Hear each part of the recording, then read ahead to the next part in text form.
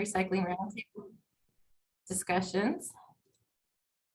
I am going to go over a few housekeeping notes before we get started. I am Deanna Garner, Recycling Market Development Program Manager for Items Office of Program Support. All microphones are currently muted. We ask you turn your cameras off during the panel discussions unless you're on that panel. And we will be utilizing the chat feature for questions and comments from participants at today's meeting.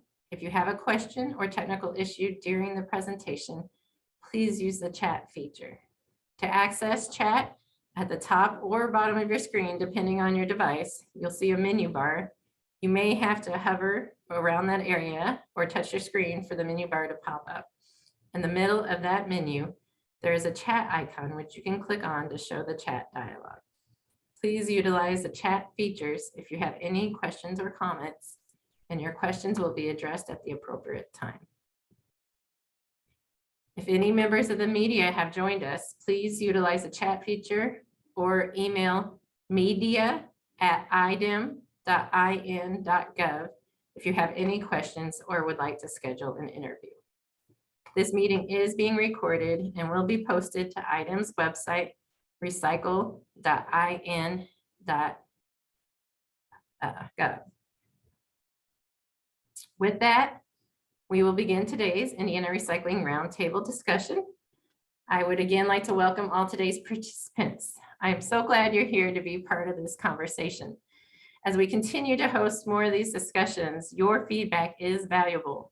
There will be opportunities to participate in polling throughout the discussion, and please take a moment at the end of today's meeting to fill out and evaluate the evaluation form that will be found at the link provided in the chat box that will be put up shortly and then a couple times throughout the presentation.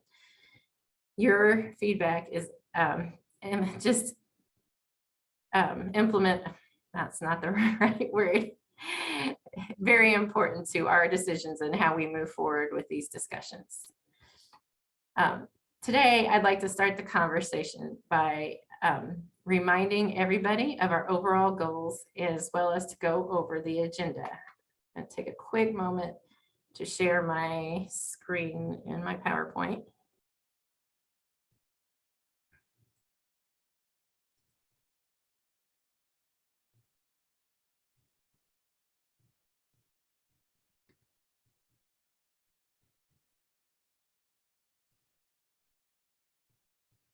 So our goals are to discuss and identify issues around the recycling in Indiana, brainstorm solutions, and share resources to current challenges facing recyclers in Indiana's recycling industry. I really want this to be a group where we can connect with each other and find solutions holistically. The purpose is to facilitate these solutions to help Indiana meet its goal of a 50% recycling rate while helping to spur economic growth in the recycling markets.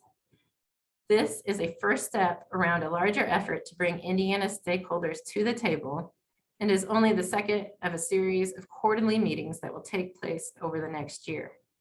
I'm here to facilitate the conversation, but I'm going to say it again, I really want to hear from you. Please take advantage of the polls throughout today's session, as well as providing the feedback in our evaluation forms we will provide you.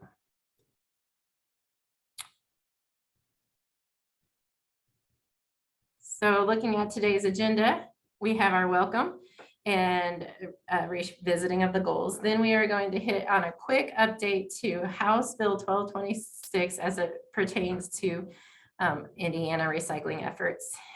Before we move on to our part of the discussion, our first panel will focus on successful recycling programs and feature some speakers I'm going to introduce in just a moment, but we'll discuss best practices, current challenges, and tactics to avoid disruption in service.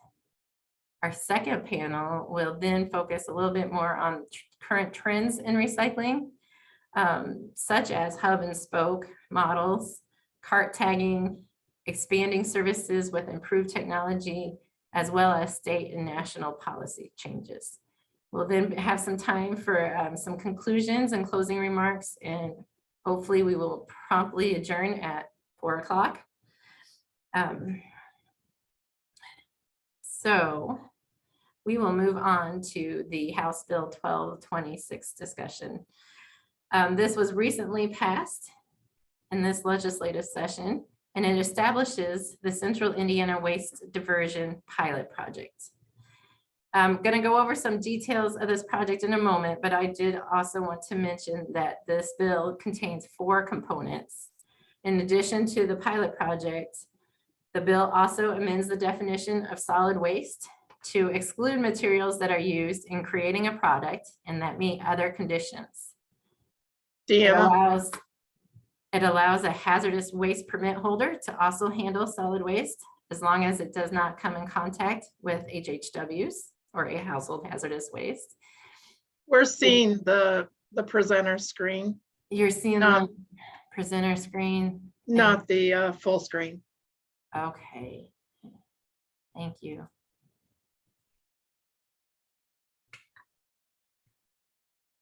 I tested that before I started, and even when you test, sometimes things go wrong. Sorry to interrupt. That is all right, thank you. The bill adopts federal rules on identification and listing of HHW, and it also includes some coal combustion residual clarifications.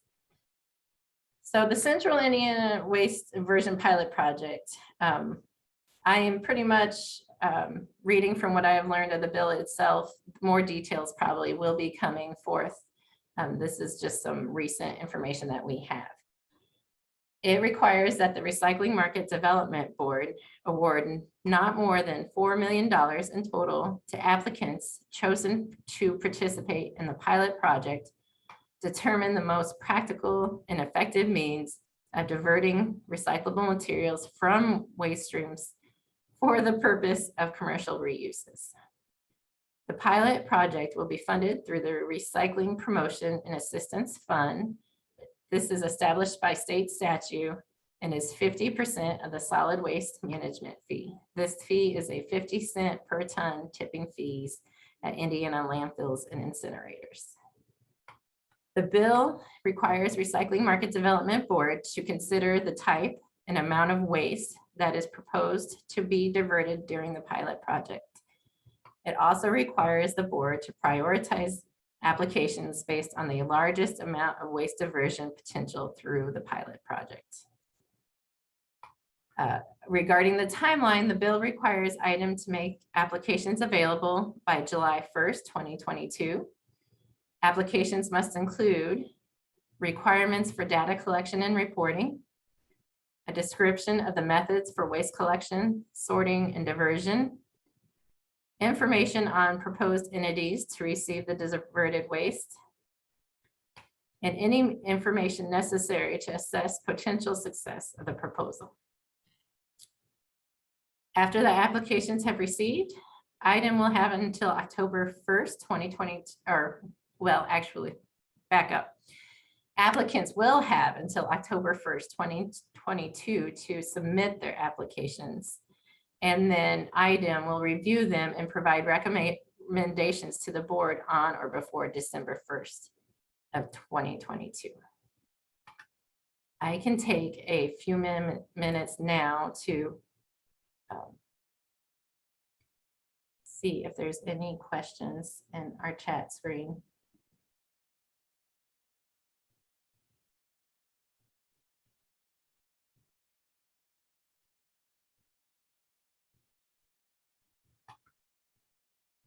I don't see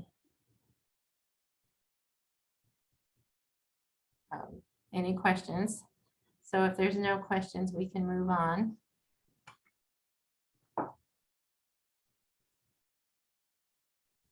So I am going to take a moment to introduce our panelists. And I'm going to introduce all 6 panelists for both panels now, just to give a nice little bio and introduction to them, but not to interrupt the flow of conversation between the first panels and the second panels. So first we have today's panelist, Mayor Weiss. He's mayor of the city of Greendale. He's retired postmaster of the United States Postal Service for 36 years and is serving his second term as mayor. Mayor Weiss ran as an independent and tries to stay out of politics as much as possible. He just wants to get things done. Some of his major projects include curbside recycling, fiber broadband to Greendale, and modernizing Greendale's electric infrastructure. Patricia Colbert, Director of Posey County Solid Waste and current Vice President of the Indiana Household Hazardous Task Force, has a background in mining engineering technology with 4 classes short of a civil engineering degree. She has been the district director for nearly 30 years. She has 2 sons. One starts performing on Broadway next month, and the other, a real estate agent in Louisville. Louisville's getting married in May. Also, she co-owns a upscale furniture and accessory consignment store and has sung with the Evansville Philharmonic Chorus for 41 seasons. That's impressive. Calvin Davidson, General Manager, Ray's Trash and Recycling. Calvin, as some of you guys may be familiar with him, did not provide a bio, so I was able to pull something off the web. He was left to whatever I might come up with. So he has 30 years experience in the recycling industry. And Davidson clearly likens recycling to dieting. He says it's relatively easy to shed the first 10 pounds on a diet with a few tweaks to one's diet and exercise level. It's the next 10 pounds where the real work begins. Recycling is the same. Davidson is motivated to help everyone shed those first 10 pounds, but gets the most joy from creating solutions for those harder next 10 pounds. I think that's what we're all working for here. Ryan Lysick, project manager with Dry Clean Indiana. Some of you guys may be familiar, that's formerly the South Shore Clean Cities. Ryan has been associated with Drive Clean Indiana since 2014. Drive Clean Indiana is a 501c3 nonprofit and Indiana's only Department of Energy coalition.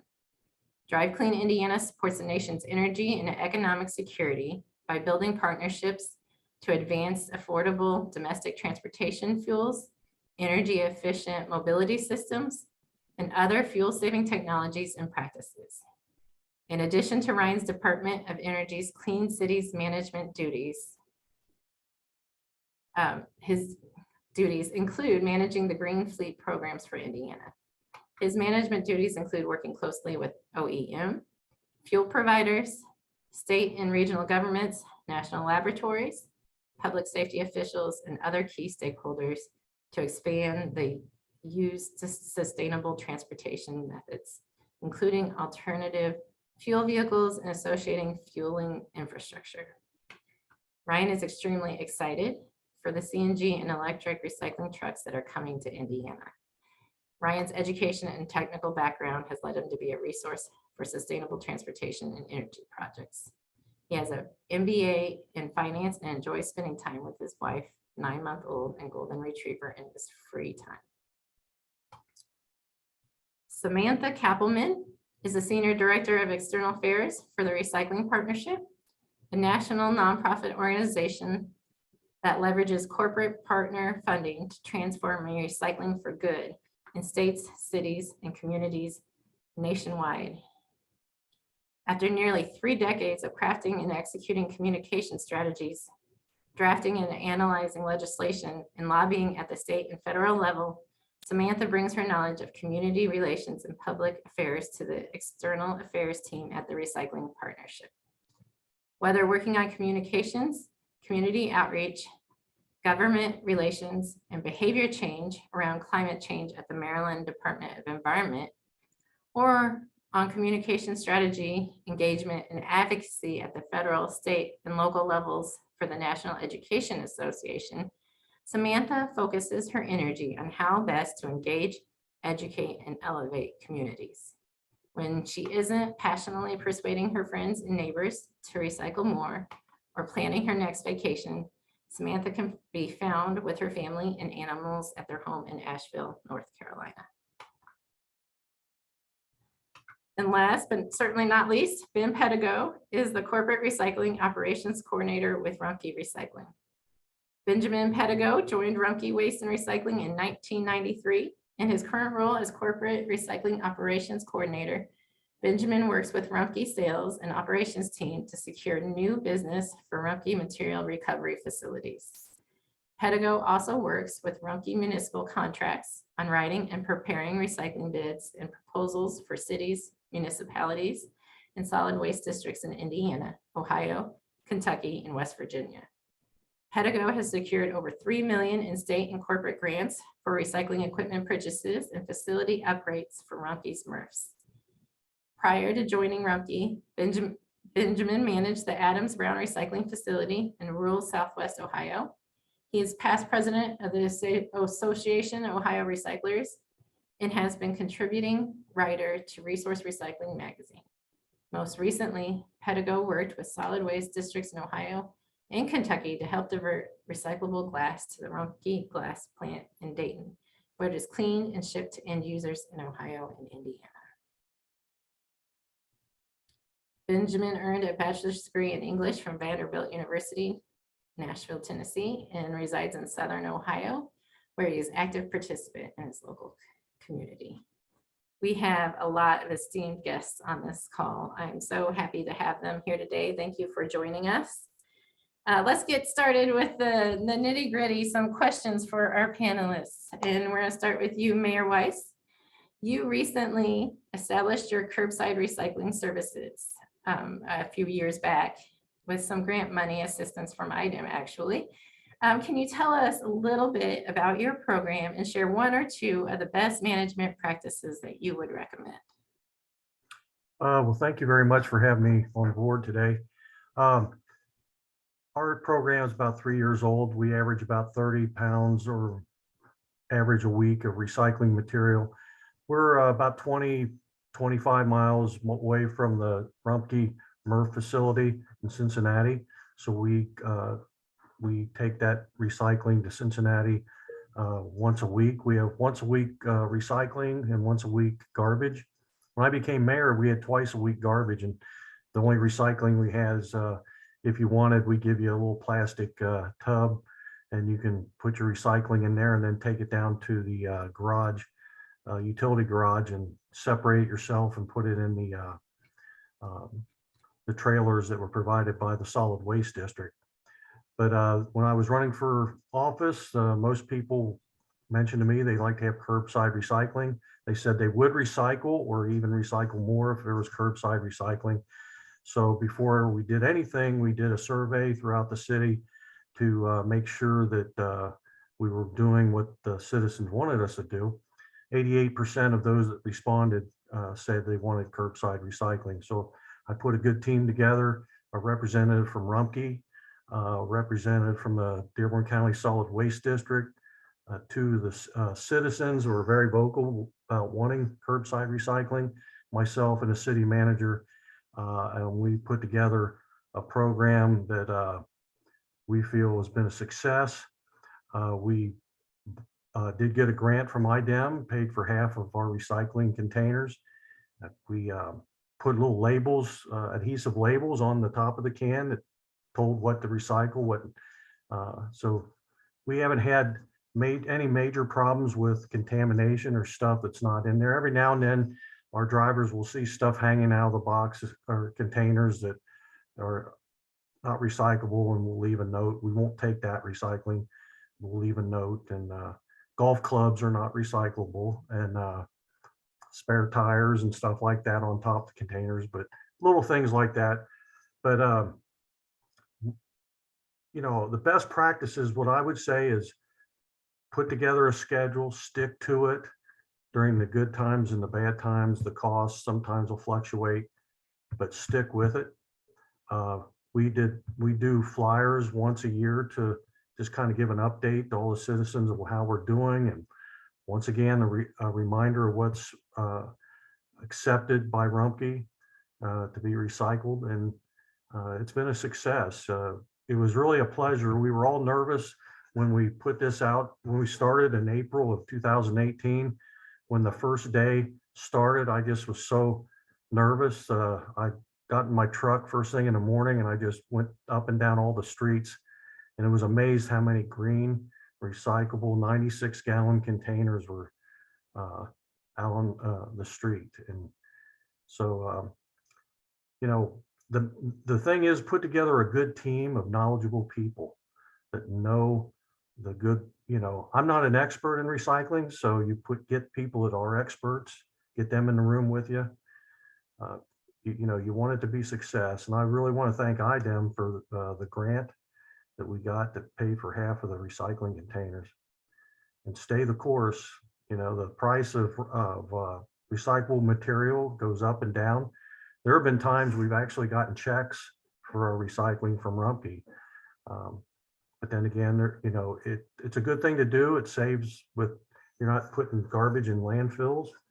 And the Cincinnati MRF facility is really tremendous. It's state of the art.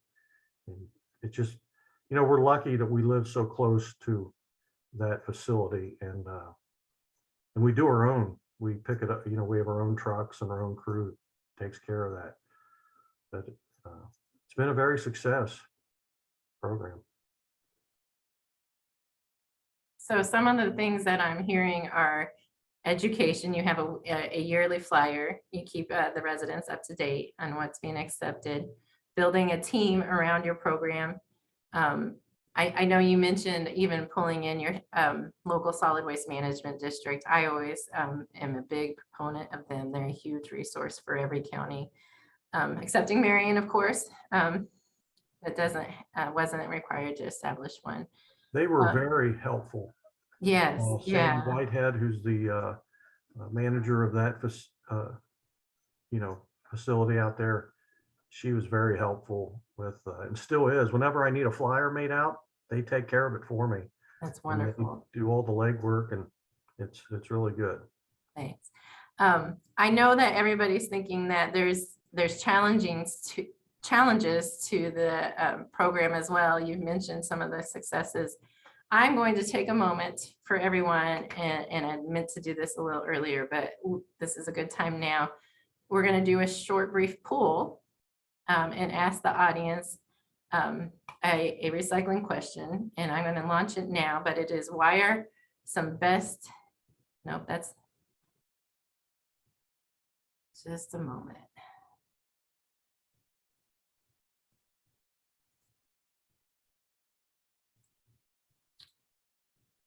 All right, technology is only providing me with one of the 3 polls that I created. So in the chat feature, go ahead and answer what is some of the biggest challenges that you are currently facing within your recycling program or your community or partners that manage recycling programs. I'm just curious to hear from our participants today what you see as some of those biggest challenges, if you can kind of enter that into the chat. I see contamination.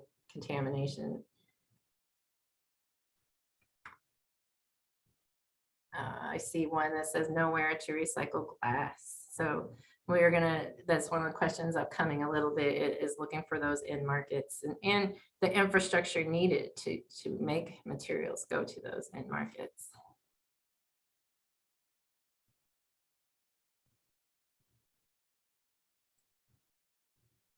Compost collections, finding locations that will accept various materials at low or no cost. There's always the funding issue as well, right? Some of these things are hopefully items that we are going to bring up in our conversation today. Learning how to purchase with recycling in mind, maintaining markets for the recyclables. Yes, I think Mayor Wise, you said stick the course. You know that those markets do change and fluctuate. Sometimes you have a couple good months, and sometimes you have some not so good. And that was one of the things that we, as a team, was put when we were working on it, was once we start this, we're not going back unless things are so financially drastic that we have to. But you know, once you start, you're in. And fortunately for us, it's been a successful program, and we've had some months where we kind of wonder how it's going because the price, what we're paying per ton for the recycling. But like I say, once you start, you stay the course as much as you can, unless it's just Sure. financially not feasible anymore. All right. Thank you, everybody, for participating. As we all know, we're going to move on to some more questions for our panelists. There is not a one-size-fits-all solution to community recycling programs. Circumstances such as population size, density, and resources, funding, infrastructure, all impact how a program is designed to best fit the needs of the community. To make best use of resources, some communities contract with private haulers to provide recycling service. Calvin, can you speak a little bit about collaborating with municipalities and the roles each entity has to create a successful recycling program? Calvin is from Rays, and he works with a lot of municipalities to provide those services if a municipality can't. And can such an agreement help municipalities reduce the cost of service, which is, I know, one of the questions, some of the issues some people had. Sure. Thanks. Thank you. And thanks for being letting me be a part of this. And thank you for hosting. It's always good to engage, right? That's why we do this. And that's the first part of my response, is to engage. Now, to start at the end of your question, how can you control costs? Today, if a municipality could throw in free diesel fuel, for instance, that would help a lot. That could control the cost, because as a vendor, we sign on to multi-year agreements that don't have the opportunity to adjust fuel. So, sometimes when communities are looking for a benefit, we're also, we're putting some risk in the game too. But to get back to the question, the engage is so important. We think that recruit champions, recruit people from within the community. We engaged one community one time. They had a great organization of the homeowners association. So not just go around and see each HOA independently, but they had an association of HOAs. And it was so helpful to communicate. Once you have that established network, and you could engage with that established network. We also offer tours, and I know Ben and Rumpke do a great job of that at their facility. Whoever you're engaged with, go see the facility. And if you're the vendor that's engaged with the community, drag them into your facility. Combat and confront are kind of strong words, but combat and confront the myths and the naysayers, and bust myths. Drag them into your facility and show them that you really do recycle the material. I know many of you have been to our place. Many of you have been to the other facilities. Come see it. It's really not what most people think it is. It doesn't stink that bad. Only the milk jugs, right? And that's why, and we rinse them out. That's why you rinse that stuff out, right? And then communicate that feedback. You learn what questions are on everyone's mind, just like the chat today. You learn from visiting with folks and having them through your facility why they don't believe something like this is effective, which helps you formulate your responses, which helps you formulate the flyers that Mayor was talking about. It's why those materials are important. We still rely on the mail a little bit. Sorry, Mayor. The mail is effective, but the mail isn't what it used to be. And so we rely on the community chat pages and the Facebooks and Twitters, whatever that community is engaged in. Is where we find it to be most effective to get the message back to the residents. And you're right, one size doesn't fit all. So putting inserts in the utility bill may be effective in one community. In a smaller community that relies on a town chatter page or something like that everyone visits may be more effective. So we try to create solutions where one size fits most, like the old ball caps that we gave away years ago. One size fits many. And then the last thing I think that we find effective is the feedback. At the end of the day, you got to share the information. You got to tell them how the community's doing, the numbers, the feedback, how many tons did we divert, the success stories. And that goes back to the first point about recruiting champions. Then we highlight the champions. You recognize the mayor and the city council and the community leaders that were part of the program in the beginning. I appreciate the recruit the champions, and we appreciate that as your vendor. But at the end of the day, the raised trash mentality about being your vendor is we're there to do the grunt work, the road work, the meets the road work. But at the end of the day, the community is the one that hits the program. It's your program. It's successful because the community gets behind it and the community supports it. And at the end of the day, if it's more about the community, we think people are more likely to engage the program than they are if they think they're giving valuable recyclables to raise trash service. You got to make it about the community that you're serving.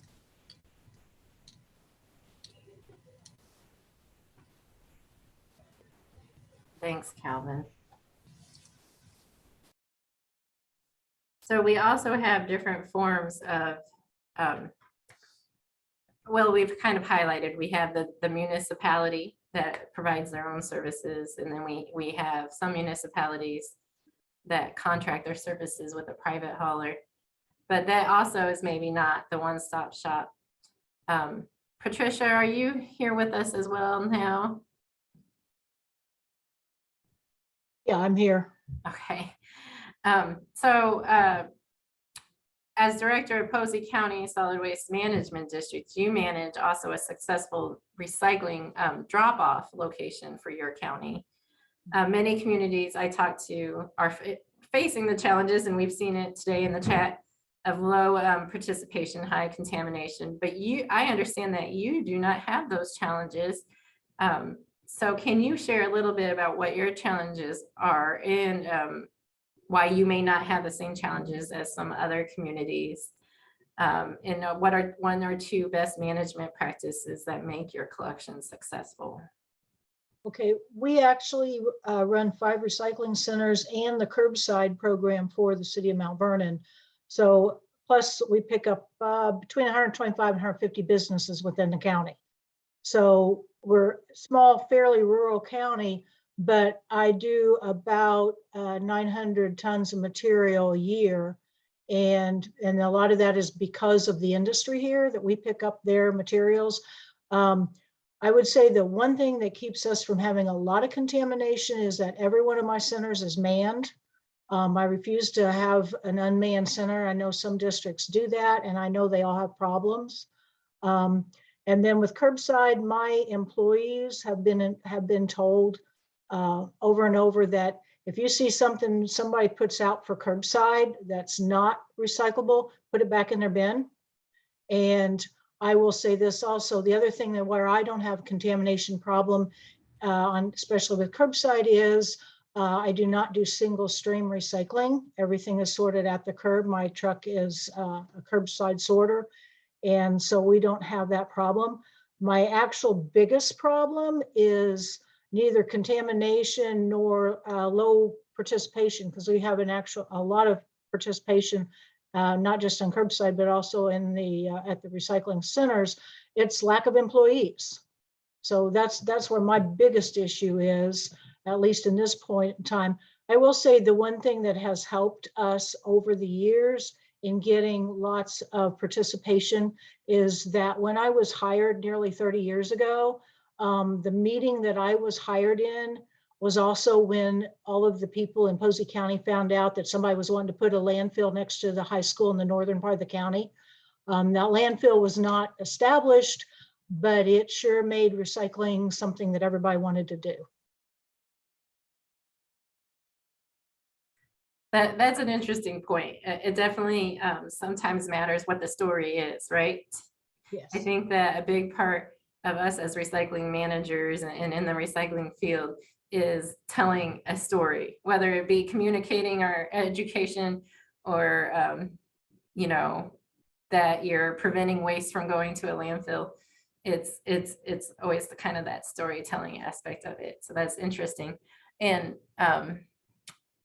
I think that man sites is a very interesting and valuable tool that I've heard people mention, but there's a lot of districts and other counties out there I know that don't have the resources to be able to host man sites. So I think that we're all coming into that kind of common challenges as well. I would say all of my site personnel are part-time people. And most of them are retirees, and they like getting out and just having something to do, you know. They're all centers are open Saturday mornings for 3 hours and at least, and one other day a week. And so that gives them time to get out, get a little bit of money. Most of them are doing this, that's their money for their grandkids. And the rest of them are, and they're get them out to meet their neighbors and friends. Sounds good. And this one's kind of up for all our panelists. A common theme discussed, and I have hit on it already, is programs face it not just here in Indiana, but across the country, is increased contamination. Patricia has given some good advice that the single or source separated kind of collection style definitely probably helps with contamination. What are some other methods that any of the panelists may have incorporated into your program that address this issue? You know, Deanna, Ben Pettigo here, Rumpke Recycling. We've had real good success. Recycling Partnership did some projects in Ohio that just very enlightening, and I'm sure Samantha can kind of you know, give us some a deeper dive on that. But you know, I'm talking with our folks on this. You know, I think a lot of it is maybe misunderstanding what can and cannot be recycled.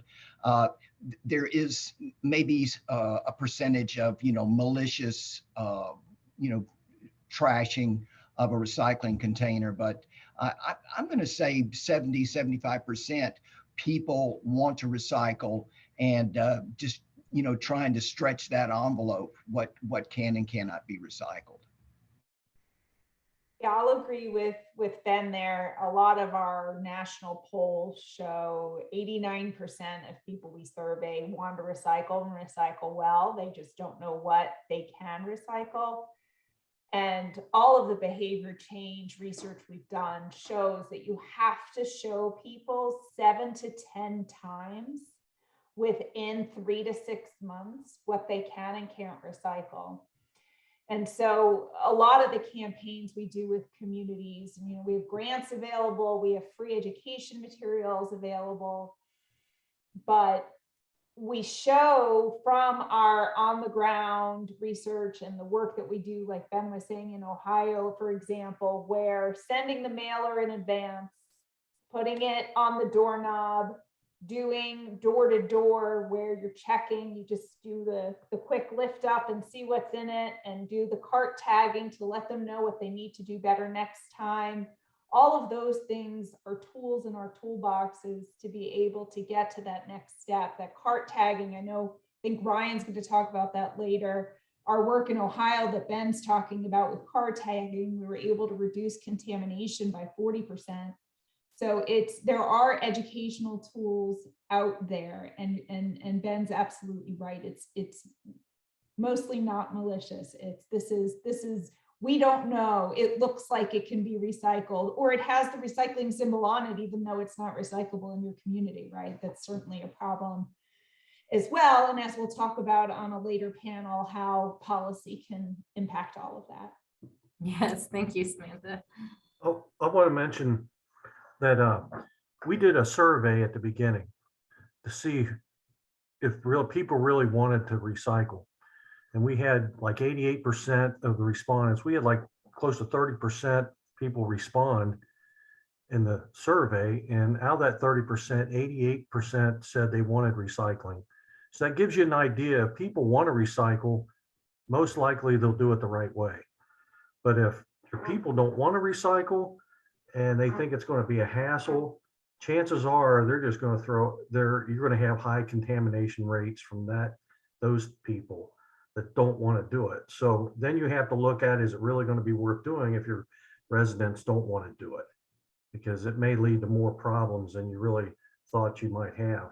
But I think that kind of gave us an indication on, you know, if this was going to be a success or not the right way is by the amount of people that were wanting it. And then once we started it, you know, Facebook lit up of like, this is great, we really like it.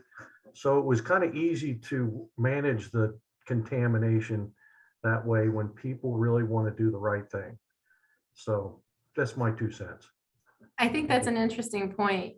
So Ben and Mayor Weiss, you've come up with kind of 2 sides of the same coin. We've got the participants who really want to recycle. And so we've all heard the term of wish cycling probably by now, where they wish it was recyclable. So they throw everything that they think is possible to recycle into their bin without knowing maybe what their local recycling program accepts as recyclable. And then we have the other side of the coin where people maybe not so enthusiastic about recycling and aren't really interested in learning what the rules are around their community's recycling program. And so they have been given a recycling cart and they kind of throw some things in kind of haphazardly, not knowing whether it's really recyclable or not. And I actually started in my recycling field as an educator. So, and I'm hearing that kind of same theme. And sometimes it might feel like beating a dead horse, right? But education.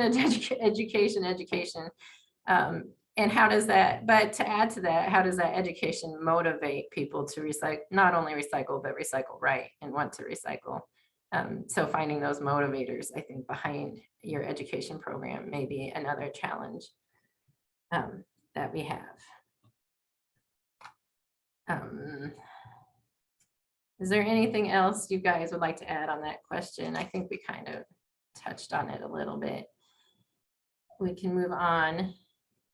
Another challenge facing recycling programs, and this hits on some of more of those that are in not maybe the non-community here, but in markets, all the supply chain issues that we've been hearing. So there's an ever-changing end market for recyclables. In market conditions, supply and demand of recycled materials, price fluctuations, transportation infrastructure, all these things ultimately influence the materials a program can accept for recycling.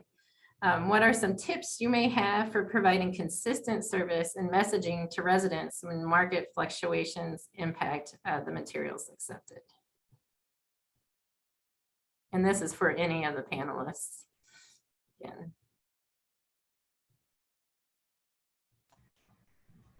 Deanna, Oh, never Ben mind. Pettigo here. I'm seeing and just had a conversation with our director, Jeff Snyder, this morning. You know, there are 3 paper mills that are being constructed within our region, Henderson, Kentucky, Pratt Paper. We've got a mill in Michigan that is coming online, East Tennessee, Domtar Paper. I think the future for fiber, and for that matter, just about everything is very bright. I think we're seeing some volatility maybe in the metal side with international issues, and of course, plastics and the correlation between plastics and gasoline is I guess yet to be determined. But I think we're seeing some stability coming out of 2020, the COVID era.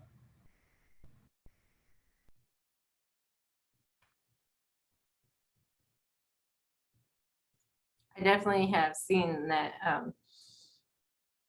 recycling programs are back on the upswing. Prices for commodities seem to be going back up. 2020 and COVID really made an impact, especially after we had already started building the domestic infrastructure here in the States after the China sword impact that also caused dips in our prices for recycling. So I know, Patricia, you had mentioned in a conversation the other day that you do guys have some methods to kind of deal with price fluctuations in markets as well. Would you care to share?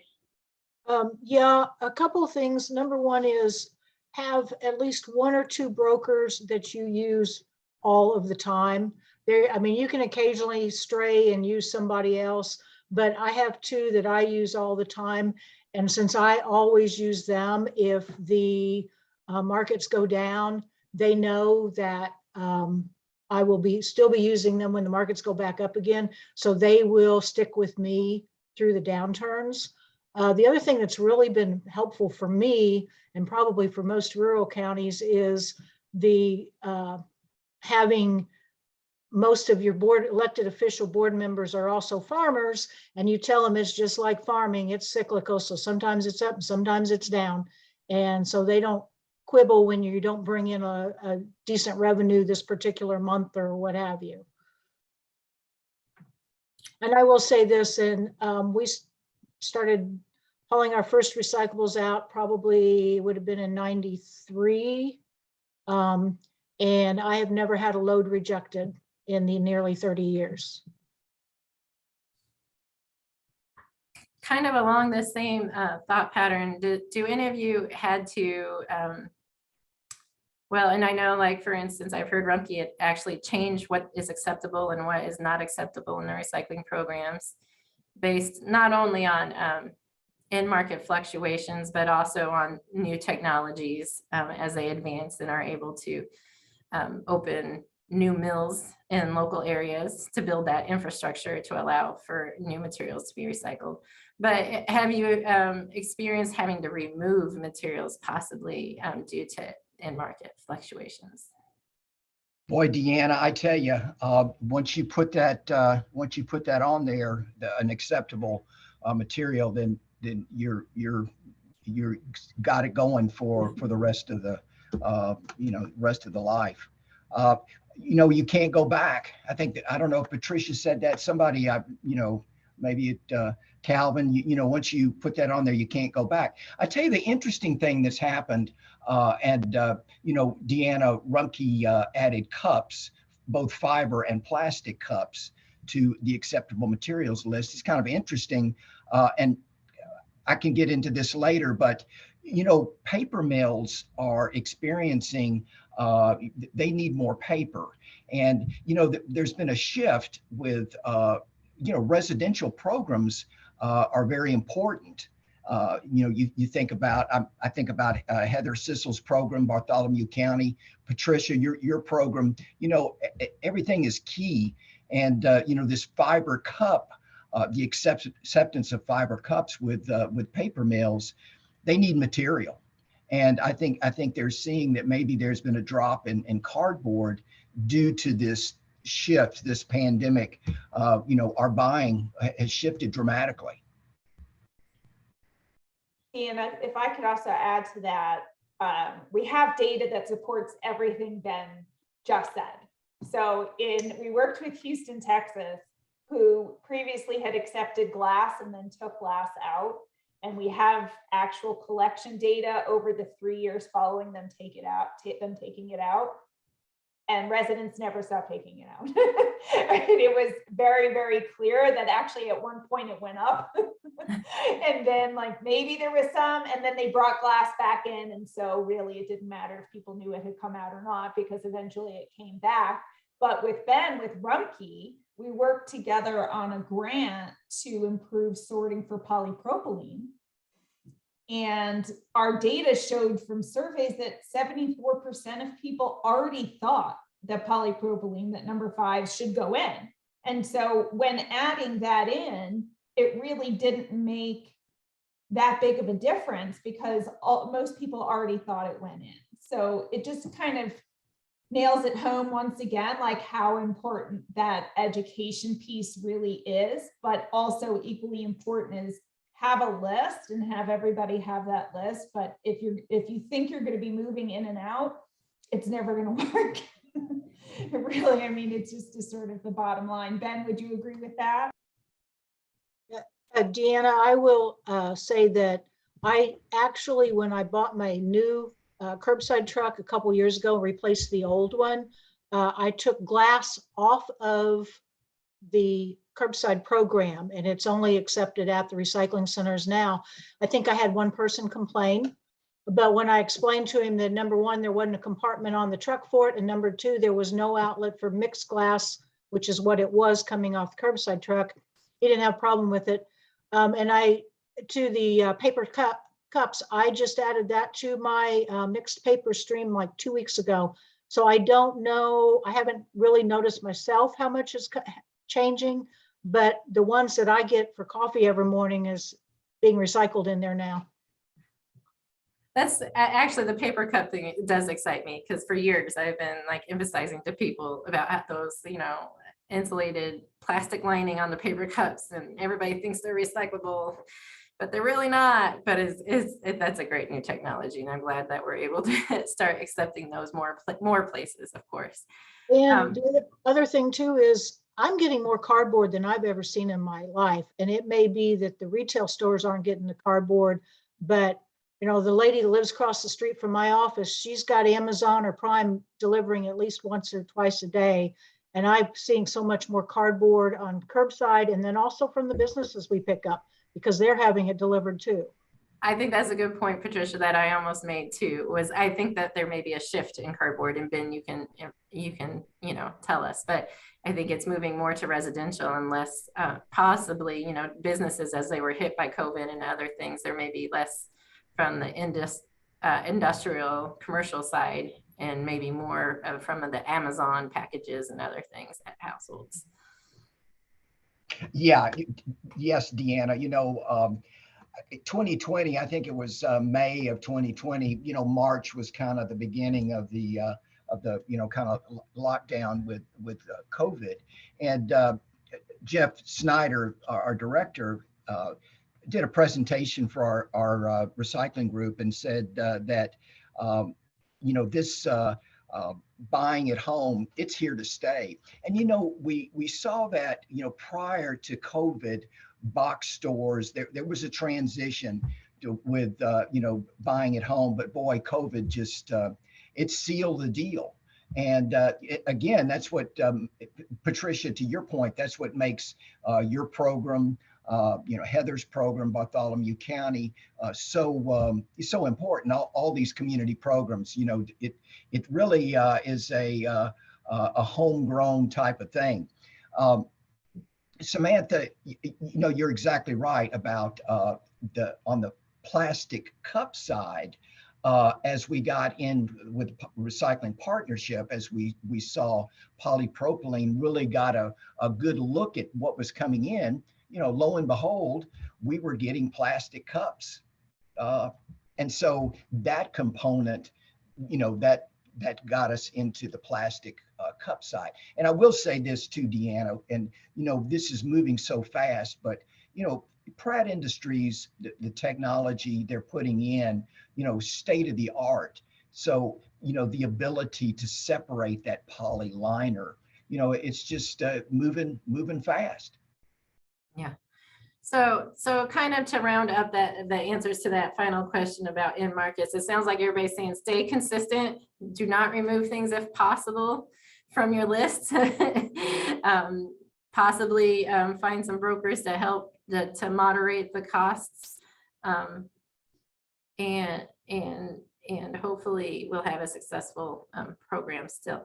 At this point, I did want to take a moment before we move on to trends to get some questions from the chat box from the participants here. I've asked my coworker, my supervisor, Pat, to kind of moderate these questions for me. Pat, do you have some questions that we can ask the panelists? Well, one of the questions that's pretty interesting, it's all of the panels, is can the speakers respond to the issues of single stream versus dual stream versus source separated?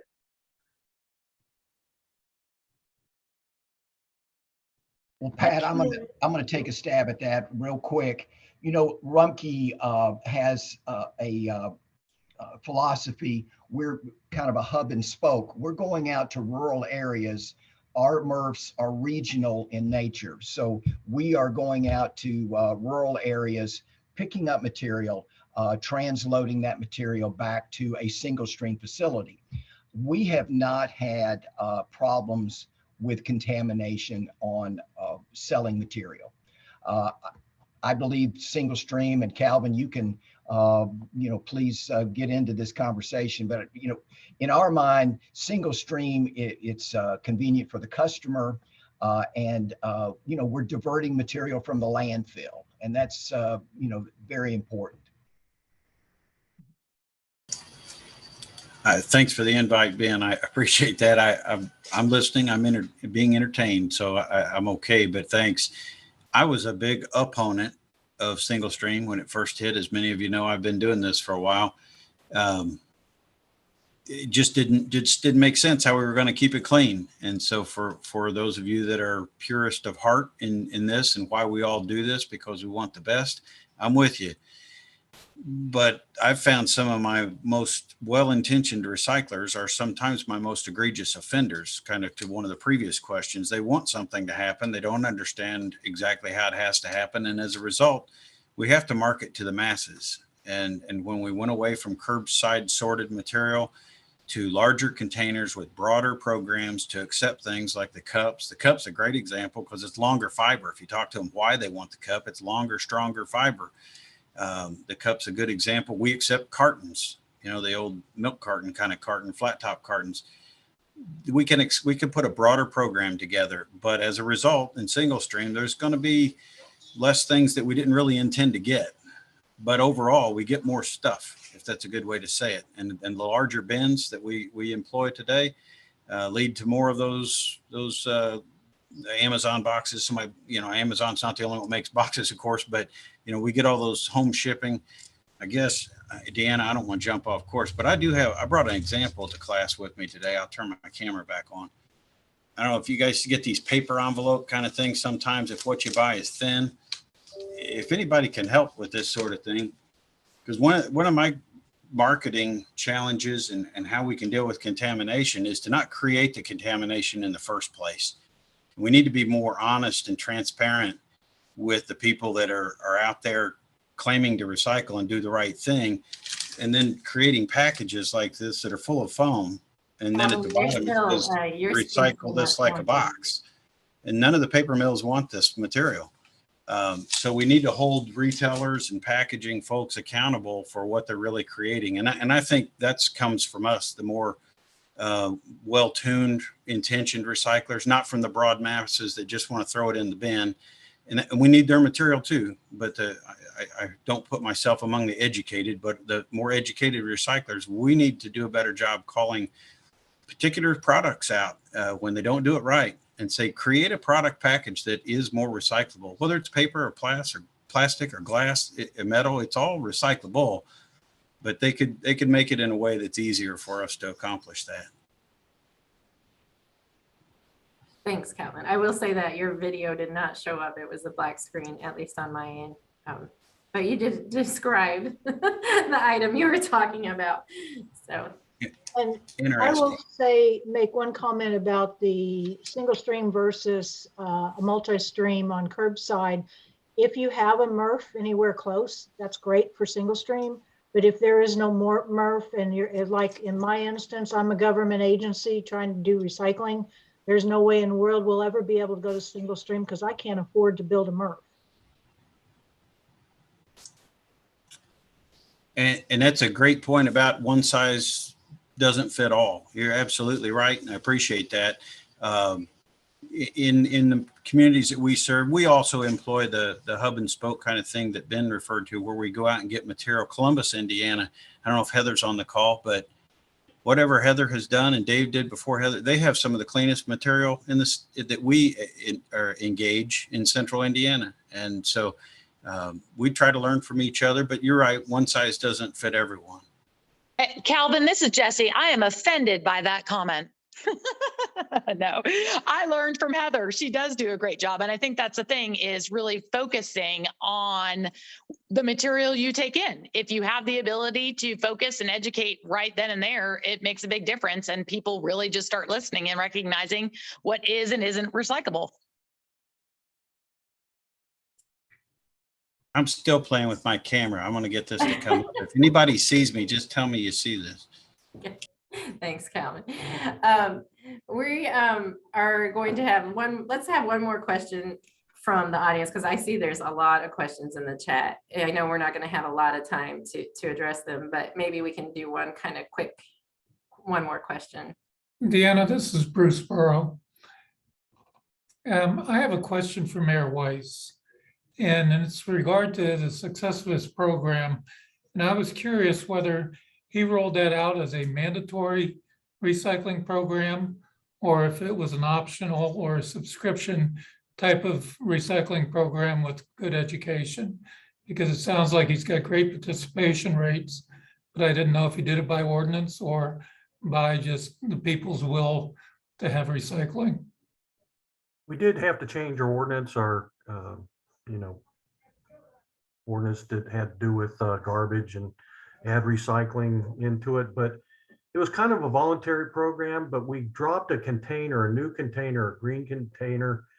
People had a choice of a 96 or a 69 or 68 gallon. They had a choice, but we dropped it off in front of their house. Now, if someone didn't want to recycle, we gave them that option that they could call our utility office and our guys would come and get it, their can, and they wouldn't have to. So it was kind of, if they wanted to, they could. If they didn't want to, they didn't have to. We didn't make it mandatory. But when you drop the green container off in front of their house, then they go, oh gosh, now I got to call the utility office, and they got to.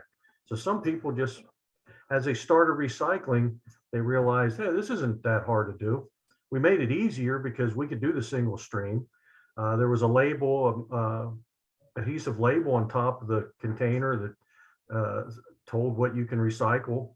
So it was really easy. And, we had very few people, I'd say less than a dozen out of 2,000 that actually said they did come and get the green container. We're not doing it. One lady said, if you don't come and get it, I'm going to take it and throw it into the Ohio River, which I don't think she could have done that. But, we pleasantly went and picked up her container, and she was set in her ways. She was like 86 years old. But you have those, but the majority of people were okay with it. Well, I congratulate you on a very successful program. Thank you. Thank you. Okay, Pat, is there one more question we can have from the chat box? I don't know if it's a quick one, but someone did ask whether or not there's anyone on the panel that has an opinion about the move from number 1 to number 7 plastic labeling. That's on how to recycle that info system. Is anyone familiar with that?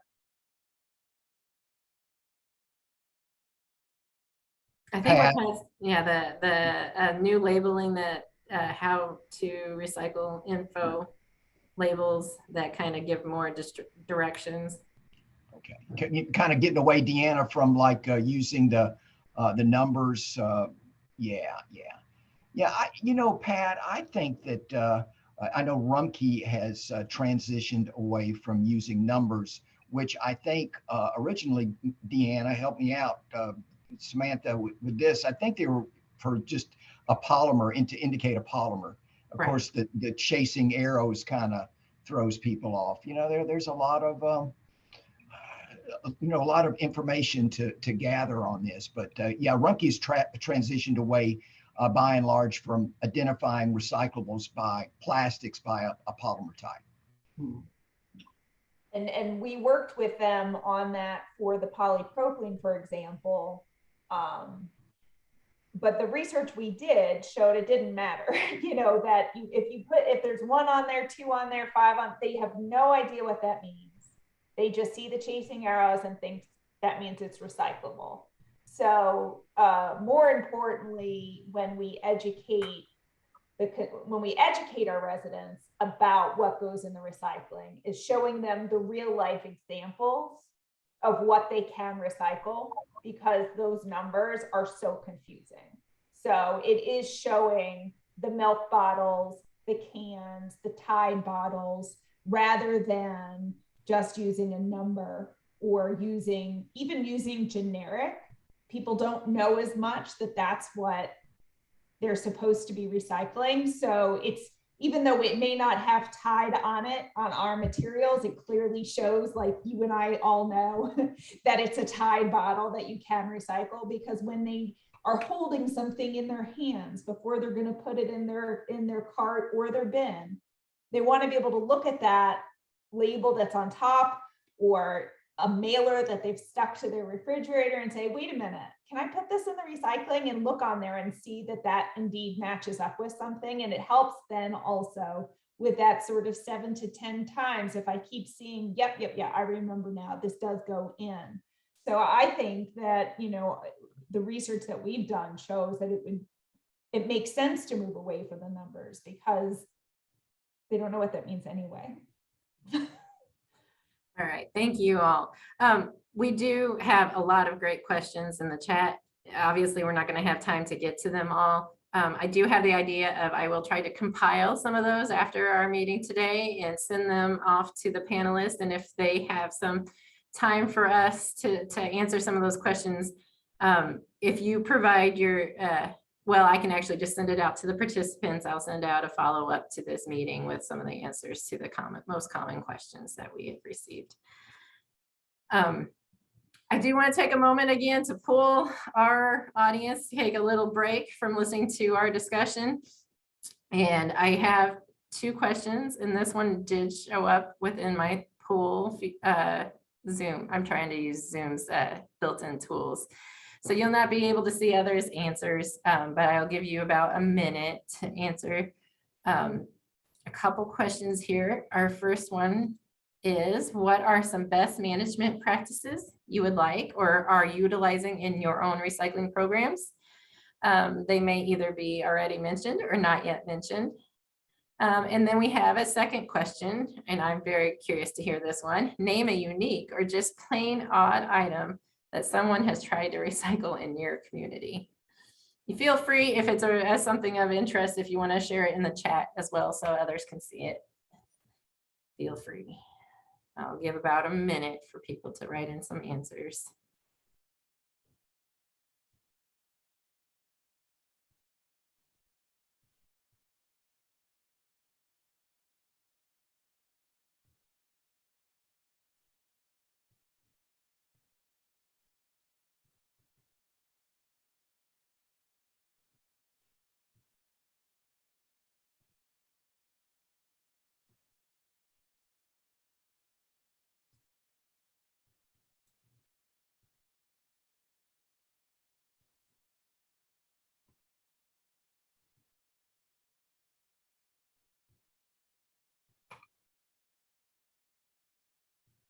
All right.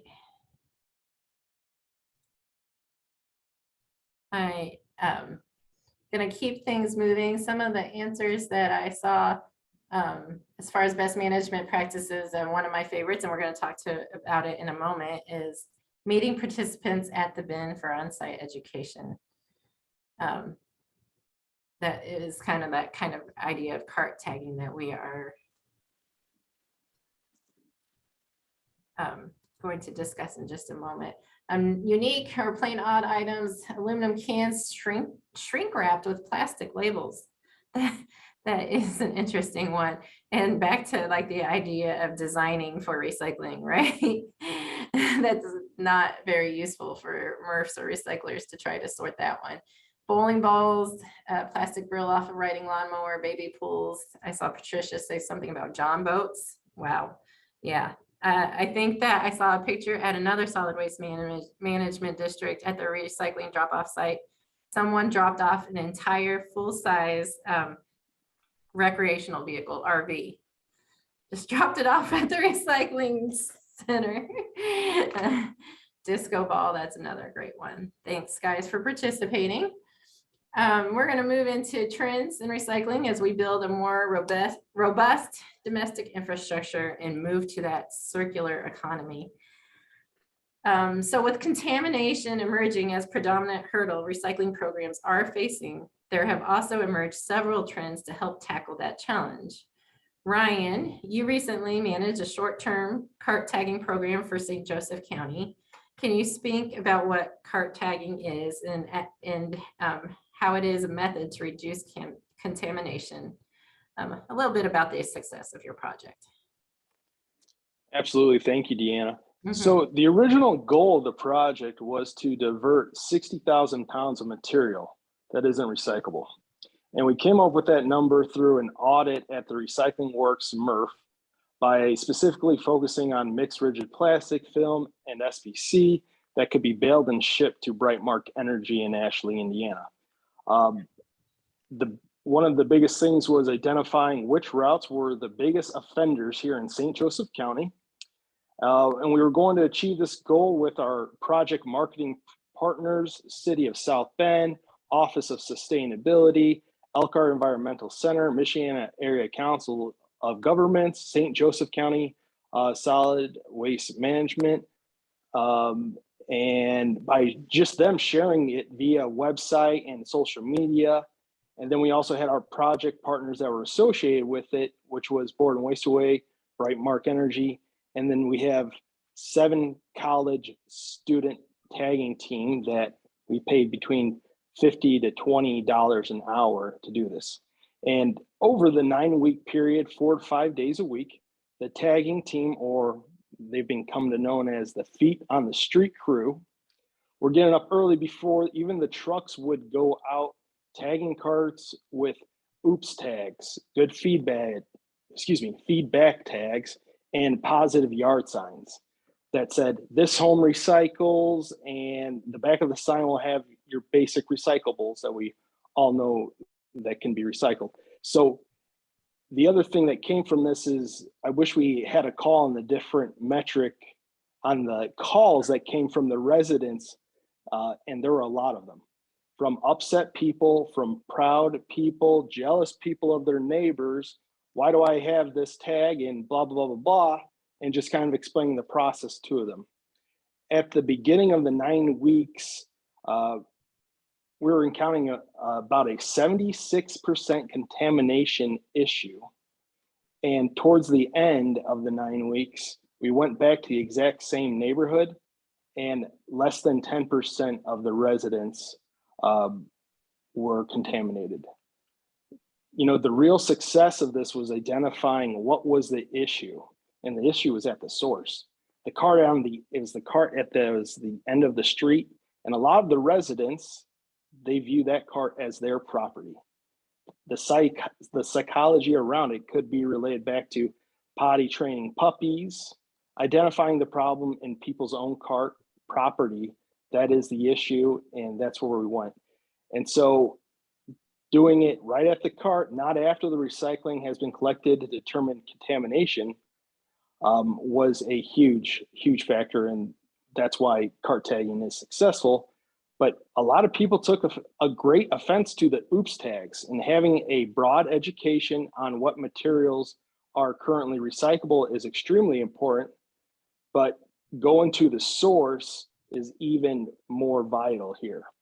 And overall, that original goal was 60,000 pounds, but the amount that was able to be transferred to Brightmark Energy was 468,031 pounds during that 9-week period. And over the year, it was over 1.8 million pounds. So this did take time during COVID. And as we kind of talked about before, on mentioning all the different home shopping, Amazon, so on, so on. So that was definitely a spike in that. But the reasons for this success came from a holistic approach with our communities, residents, and project partners. And, you know, shout out to Samantha and her team at the Recycling Partnership, because they have great resources. Use their materials, they're free. They have the case studies that are needed to back up all the information that they are referencing. And if it kind of just going back to the one size fits all, there's something that people want to recycle, and there is a solution to the pollution here. So thank you very much. I have links to the video with the interviews and the website, and I'll share those with Deanna on a following email. Thank you. Thanks, Ryan.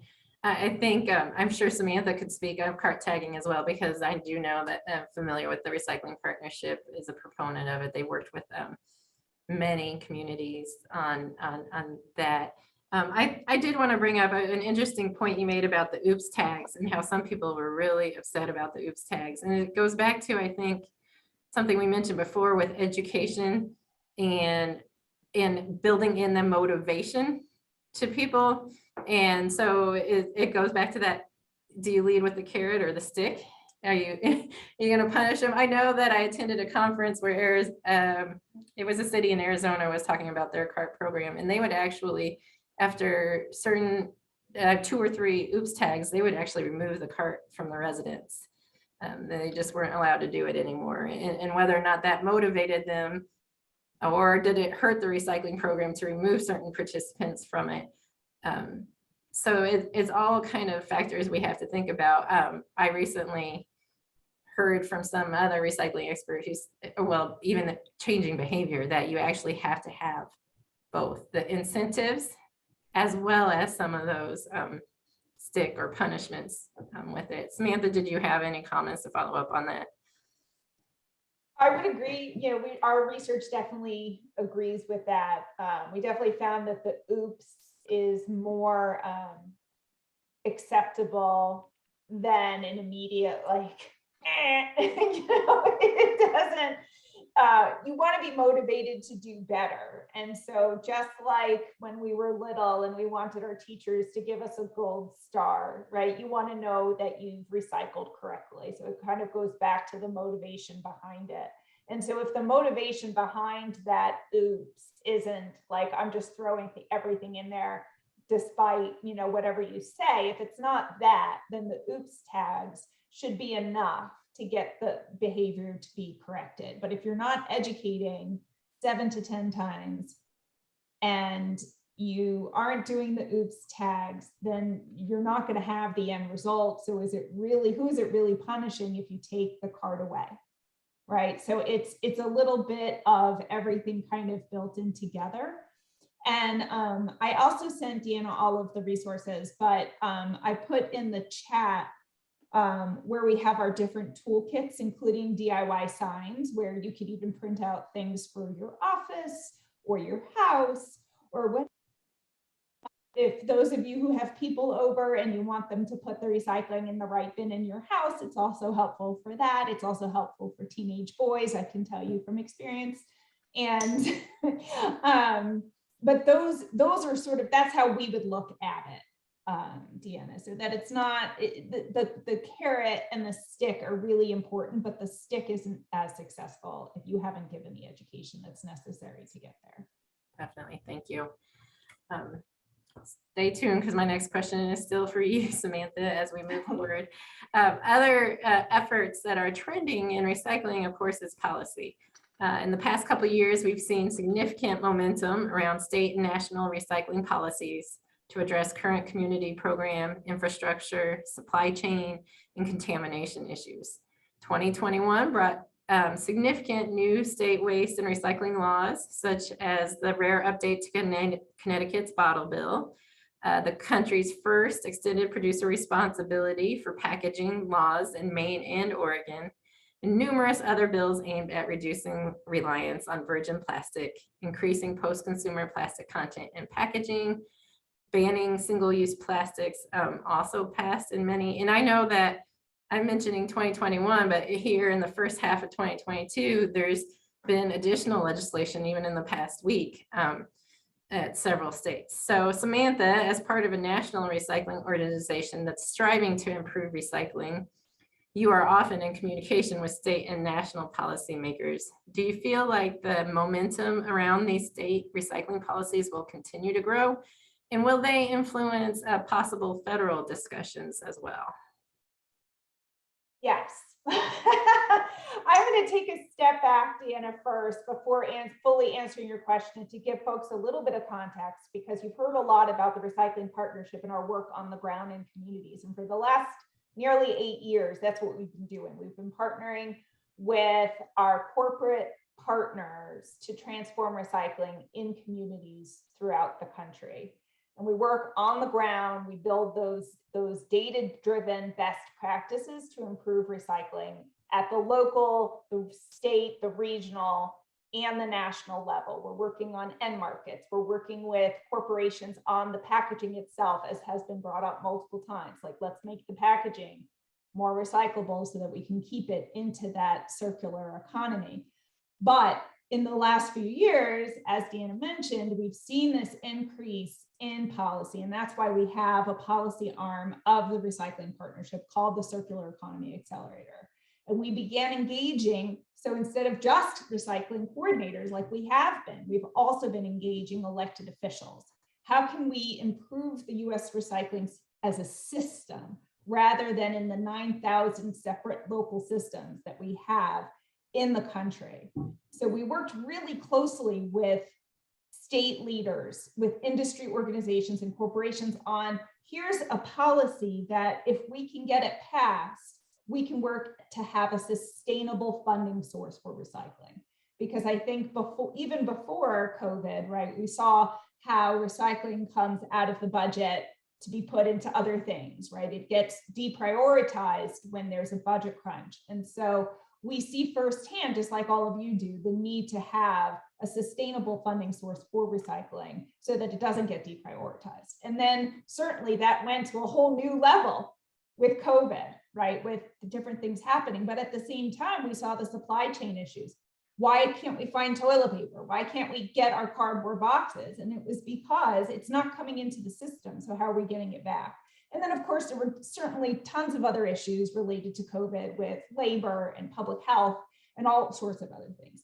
But what we know from working with our state leaders and with our industry organizations, our brands, is that if we all work together and we continue to educate policymakers, then this is a policy that can have a real positive impact on recycling at the local level. So as you mentioned, last year in 2021, there was a tremendous amount of bills. We tracked 130 bills related to producer responsibility, to deposits, to labeling, to recycling content. And in addition to those EPR bills that you mentioned in Maine and Oregon, New Jersey passed a law that mandates a certain percentage of a package that has to be made out of recycled material. And we're seeing more and more of that. So the trends that we're really seeing are around 5 main areas: packaging design and production, which none of this is going to surprise any of you. You know, bills around specific material bans or fees if you're going to use a specific material, labeling requirements, a lot to do with toxics in materials. And then there's bills around collection and supply. So equitable access to recycling service, meaning automatic curbside recycling service, right? Not just subscription or drop off or what have you. A lot of new deposit legislation, as well as building upon current levels of deposit legislation, legislation involving sortation and processing. So bills around advanced recycling. What does it mean? What qualifies as an advanced recycling facility? The Basel export standards, environmental justice permitting. We also saw legislation around end markets. So that's that recycled content mandates, end market development efforts, procurement. As our state government folks know, if we procure, right, to purchase items that are made out of recycled content, that also helps to get more recycled material back into the system. And then, of course, what I was previously talking about, the recycling system funding, because we're not going to level up the system as a whole until we have sustainable funding. So there were bills last year for EPR, there are bills this year for EPR. This year, the Recycling Partnership is tracking 199 bills. So you see that number already went up, and the legislative sessions are either some are already over because they were short sessions this year, and others are just getting underway. So that number is going to continue to grow this year, and they're all falling into those categories, but in all have that main goal of improving the recycling system, improving the quality of materials that come in, improving access, improving the end markets, and keeping all of these very valuable materials into the system in order to advance a circular economy. And Deanna touched on 1226 early on in the meeting, but I just wanted to add to that, that when we met with state legislators. We met with Representative Speedy, who sponsored that bill.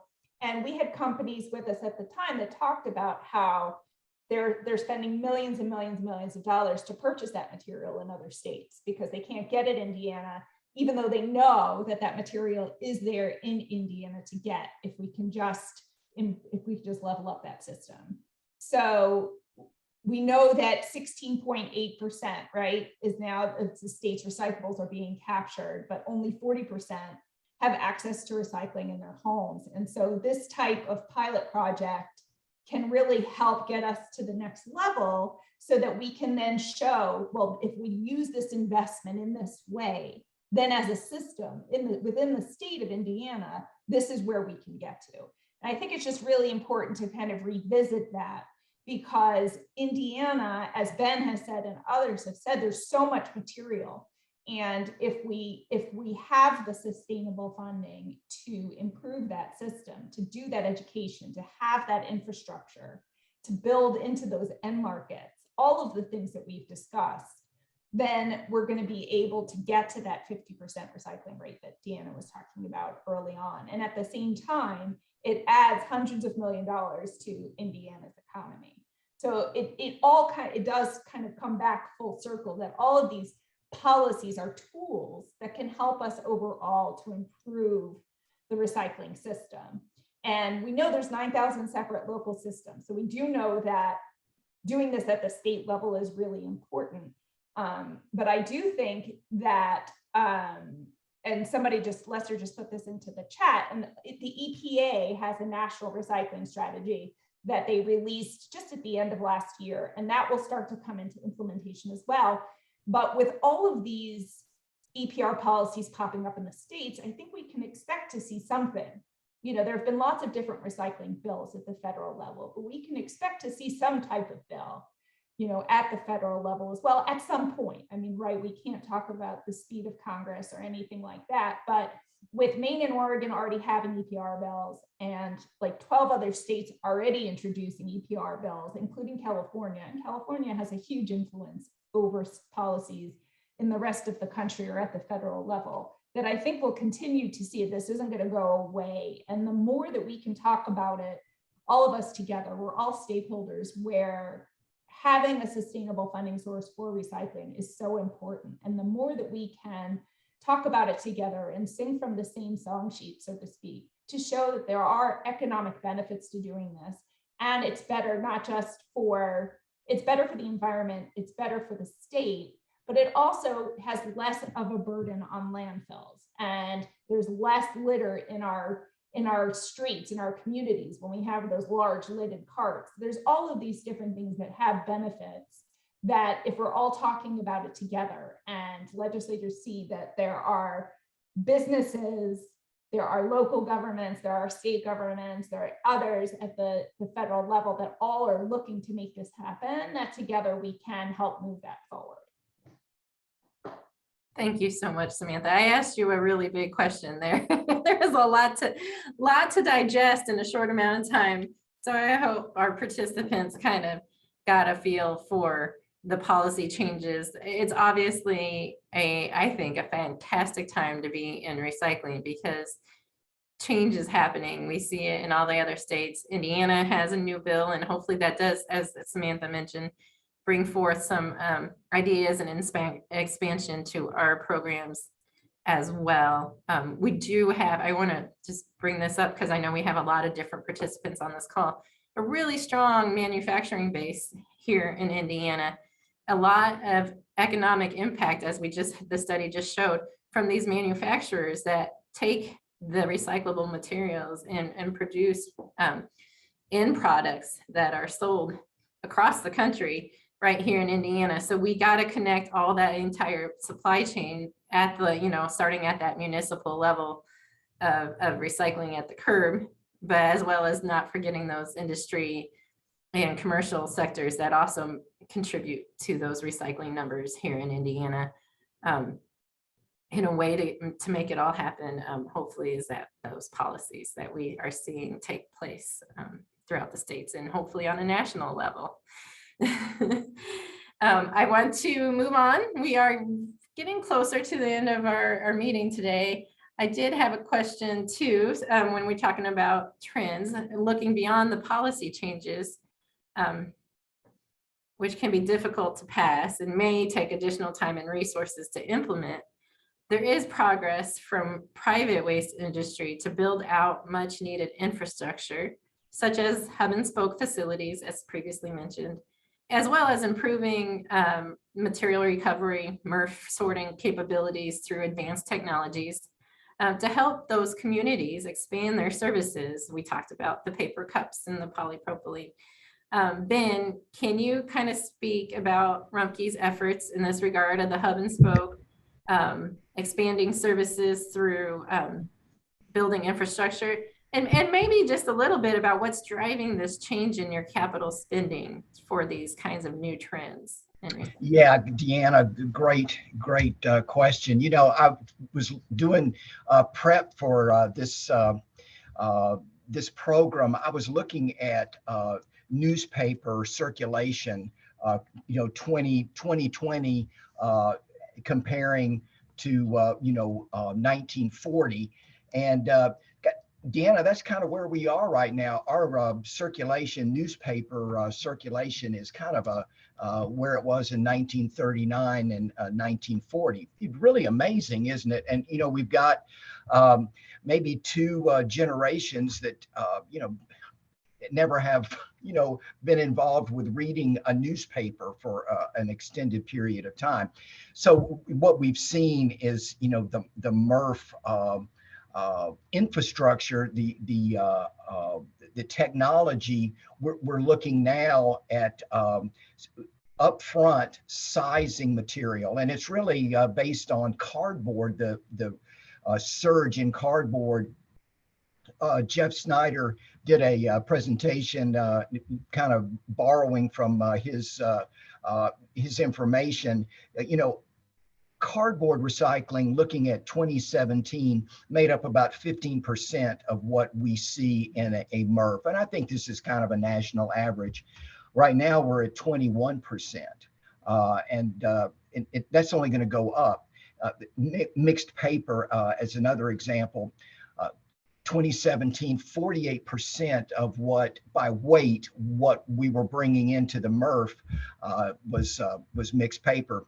We're at 38% now. So that's definitely, that's going down. So you have to construct a MRF based now on those parameters. So I think kind of, the issue with disc screens, those types of things, we're looking at, I know Jeff is looking at, ballistic separators, mechanical devices that aren't prone to getting tangled with plastics. And the resurgence or the surge of flexible packaging, plastic packaging, it kind of mirrors a fiber, a two-dimensional piece of paper, those kinds of things. And then, this transition from 2-liter plastic to single stream plastic, there is a lot of pushback environmentally. And you all may have touched on this, but, pushback on, banning single stream, one use, single use plastics. And so now you've got a real interest with, plastic packaging manufacturers. You have a real interest in using a post-consumer content. So, the whole strategy of separation has changed. It's changed dramatically. Hey, Deanna, this is Jeff Snyder with Rumpke. Just a little bit more. I mean, if you want to talk about what we're investing in Columbus, Ohio, which is a new $50 million facility that'll be up and operational here this time in 2024. I'm super excited about it, right? A couple of things that are happening there.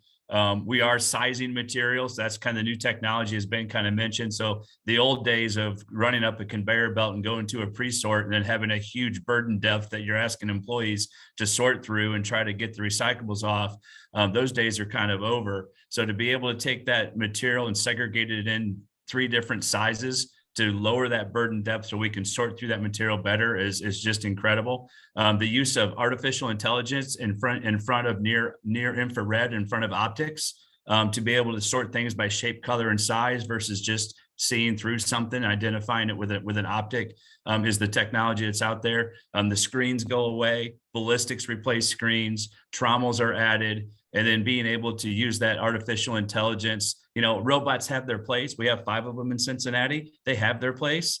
But robots still are much, much slower than what optics are when you're looking at sorting high volumes of recyclables. So just the technology out there, and then being able to run a MRF with 10 people versus 30 people, because we're using the technology to do the sorting, is just a long way to come. A couple other things on the horizon as well, right? What if we could segregate PET by color? What if we could pull out the clamshells? What if we can look at paper tubes that have metal bottoms? I mean, the list goes on and on about all these potential things that are coming in the recycling stream that we could potentially use, sort out with the new technology that's kind of coming out there. So some really cool stuff on the horizon when it comes to MRFs for sure.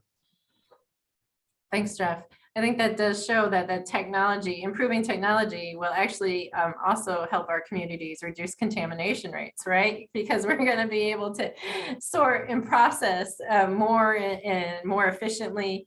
So right there, we see that kind of drive right there for capital investments. So you're producing more products that end up going to our recyclers and to our end users through investing in this kind of upfront capabilities. So I also wanted to mention, and I think we hit on it a little, but the hub and spoke approach that Rumpke and ITEM has actually funded one of those projects here in Indiana. Because we talked about there's not one solution, right, to recycling. Curbside can be difficult for some. Producer mentioned not having a MRF locally. So she needs to rely on those brokers. But another avenue that we're seeing some communities use are these kind of smaller hubs, so to speak, maybe like the Medora one that was mentioned at our last conversation, where it's at a landfill, but you have your recycling center and it's smaller and it accepts just a minimal amount of sorting, but then goes on to your Cincinnati MRF for further processing.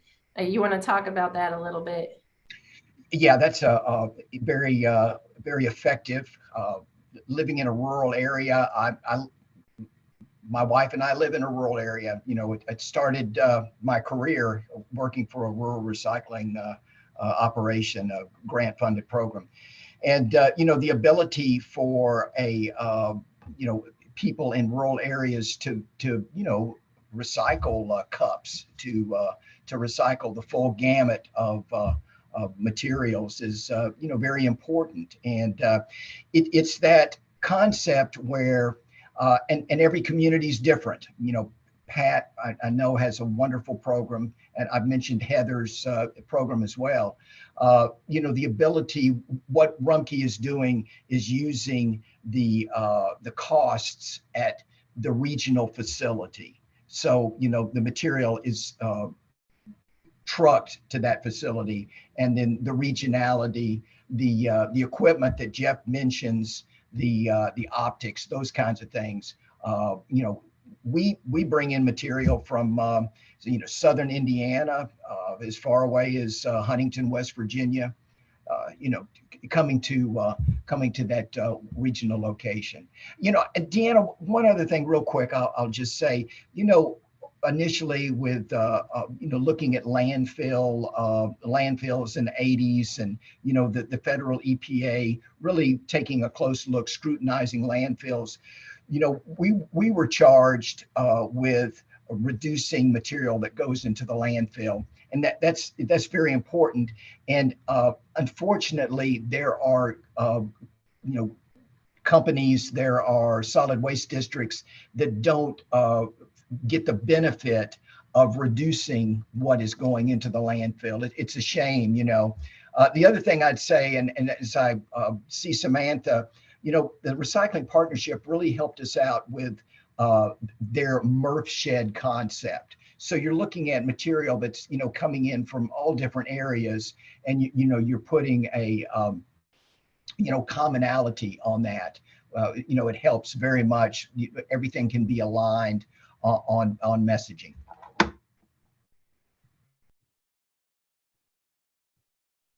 That's where those acceptance lists really come in handy if you talk to your neighboring communities, right? Because the chances are that if you live in one community, you work in another, and that you can recycle different things in different ones, or you go on Sunday to go here and you want to recycle something and it's going to be something different.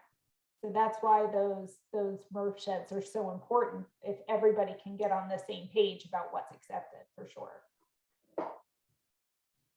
Yeah, thanks, Ben. That's a good point. We in Indiana are working towards identifying those MRF sheds. We do have 7 major regional Indiana MRFs that sort single stream recycling from our communities, taking in approximately 200,000 tons a year of single stream recyclable materials. So our programs have room to grow, but they also are doing a good job of what they're doing and working.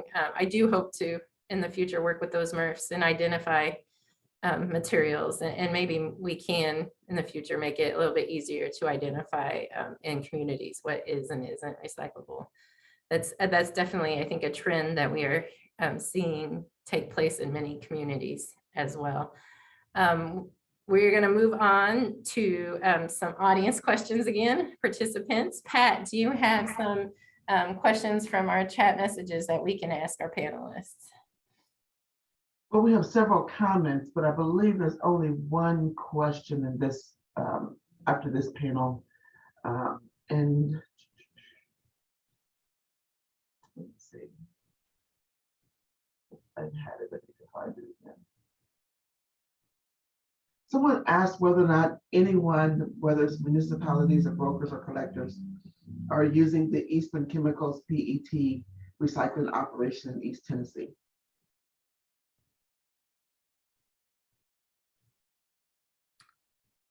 Someone did reply and said that they're still building the facility, but I don't know if there's anyone planning to use it or. In terms, Pat, of selling post-consumer plastics, as far as Rumpke, where we are, this area, Richmond, Indiana, DAC Americas, the area, Northern Ohio, Phoenix Technologies, just a lot of, I think the end markets in Deanna, and I've talked about this a lot. It's amazing in the end markets in Indiana. I mean, it's all here. It's all here. I think the question is the infrastructure to gather the material. A real quick point, and I was looking at some statistics about PET recycling recovery. I think we're hovering somewhere in the neighborhood, I'm going to say 32% nationwide. What if that could be 65%? There's a great need for PET. I think I'm going to expand on Pat's question. I think, because I've seen a presentation from Eastman, that building, that facility may be a chemical processing, chemical recycling facility where they're breaking down that plastic into the molecular structure and building up their plastic from the molecules up. So I'm going to expand on that a little bit, because in Indiana, we have also the Brightmark facility in Northeast Indiana that is not targeting PETs, but they are targeting those 3 through 7 harder to recycle plastics for chemical recycling processes as well. Currently, they're actually transforming it to some other products, byproducts such as crude oil, naphtha, and waxes. But they hope to also, to start moving in that circular direction of back to plastic to plastic. Are there anybody around here that plans to market any of their plastics? I know part of Ryan's campaign in St. Joseph County to increase their recycling, the 3 through 7s, they did deliver those harder to recycle plastics to that facility. But if anybody else wanted to comment on that. I have been, actually was recycling styrofoam a number of years ago and my local outlet quit. I have 24 bales of styrofoam I'm sitting on right now, waiting for them to get up and running. I have not offered it to the public yet. I do know that they actually don't want number 3. They want 2, 4, 5, 6, and 7. And there are some oddball stuff that they will take. And I have sent samples of some really strange plastics that I get in, and that they're telling me, yes, I can take that. No, I can't. So I'm actually baling this weird stuff and I'm sitting on it, waiting for them to be ready to take it. And then I'll start shipping it that way. Thanks. Patricia. Deanna, a couple of comments. Eastman is really looking for those weird PETs, right? So they're not looking so much for bottles as they are as textiles, carpeting, clamshells, those type of things. Gotcha. Is really what they're focused on. They're probably still a year and a half out from startup. So they're in the process there. You know, the thing about Brightmark is they got to get up and running. You know, they're not running yet. So it's kind of hard to do anything till they start running. Thanks, So, Jeff. Yeah, the latest update for anybody wondering that we've heard from them is hopefully late May into June, they'll be fully operational. But I know that they've had some delays. So yeah, we'll just wait and hear and see and observe. But that's definitely another trend that we're seeing, isn't it, in recycling, is that move to chemical recycling, and definitions around policy have been taking place as well around that as well. Around the country, definite definitions. And some, like the EPR bill in Oregon, had specific language in that bill to say until, you know, because a lot of them are just coming up and running, that until that time in which it could be shown to be truly diverting from landfills, like that it wouldn't count as part of the recycling rate. Thanks. Hey, Deanna. Yes. We did get another question. Someone asking that you had mentioned talking about glass recycling. Were you still planning on touching on that? Yeah, let's,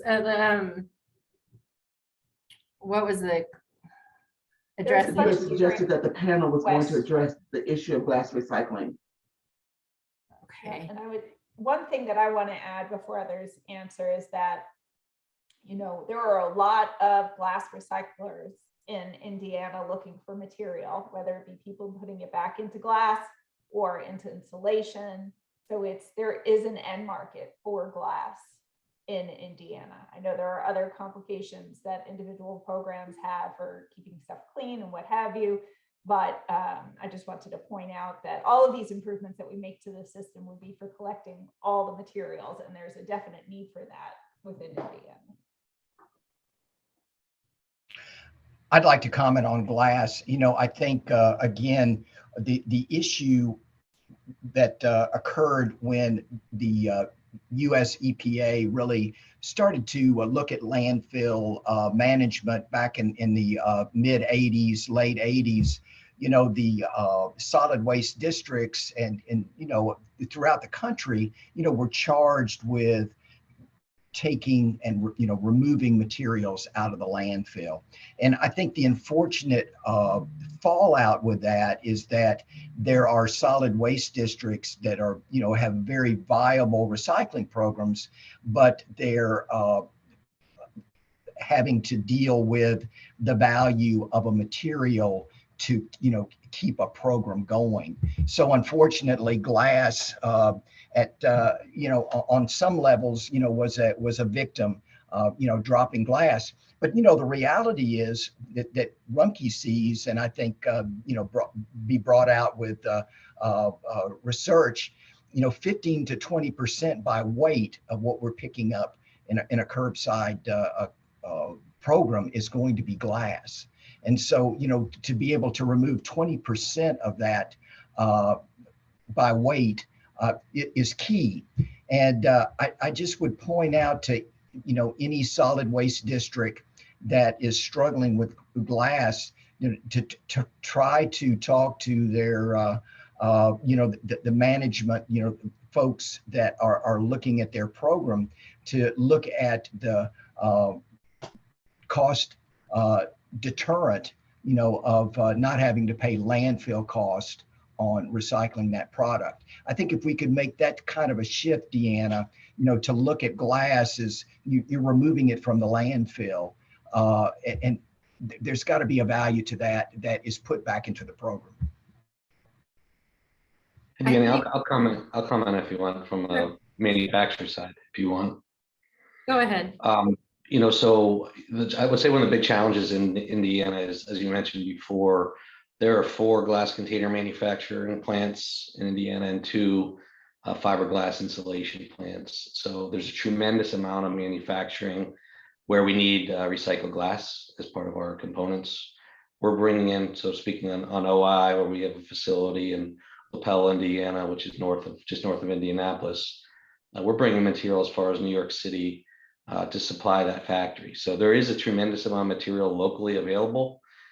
There's a lack of processing infrastructure in Indiana today to be able to take let's say a single stream 3 mix material and make it into something that we can utilize back into the glass container process. So there is going to be an investment needed. Really the most local facility that has the processing capability to do something with a 3 mix material is going to be somewhere up near Chicago, where SMI has a facility, as well as where Rumpke's located in Dayton. So again, I think that's going to be something of a focus that the state needs. And I think as that happens, the ability to take that material locally and move it into something that is a sellable, viable product that, as Ben mentioned, yeah, there's some challenges when it comes to the value, but the value remains very constant. It's not like other material streams where you see a lot of fluctuation in the commodity pricing market. So just wanted to give you my 2 cents. Thank you. Yeah, and I tell you what, again, from Rumpke's perspective, we want your glass. So if there is if there is anybody that's struggling with glass, you need to let us know. We will process it in Dayton and we will get it to Mr. Bob Hippert over to OI. So we want to do that. So keep us in mind. It's just a matter of figuring out how we get it collected, right? How we get it into a truck and get it to our glass plant in Dayton. Once we get it there, we can process it. And get that, call it to Bob over in OI and then the small stuff we can get to JM, right? To the fiberglass insulation industry. So we have the infrastructure within our tri-state area to be able to handle glass and a lot of it. I would like to comment, in 2021, I shipped 100 tons of glass to St. Louis because it's closer than shipping to Indianapolis. Up until this year, and the price has gone up, it cost me $450 to send a truckload of glass to St. Louis. I normally made $425 to $475 per truckload.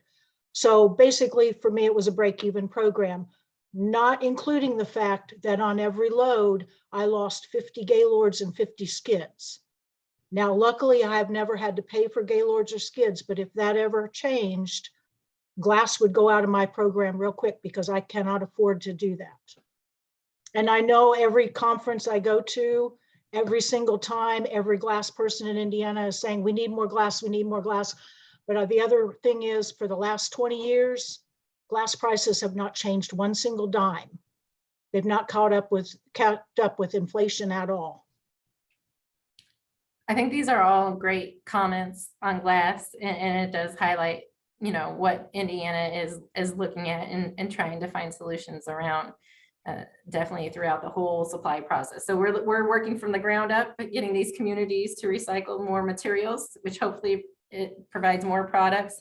But then we also do, of course, need to work on the resources and costs around infrastructure. It's not just the sorting capabilities in the region, but also costs of transportation. How far away are these facilities? Or cost of fuel is going up. Those are all going to be issues that we face around trying to get the glass to the right locations for sorting, for processing, and for that keep that value and put it into our end users. So great conversation. We do have 2 minutes left.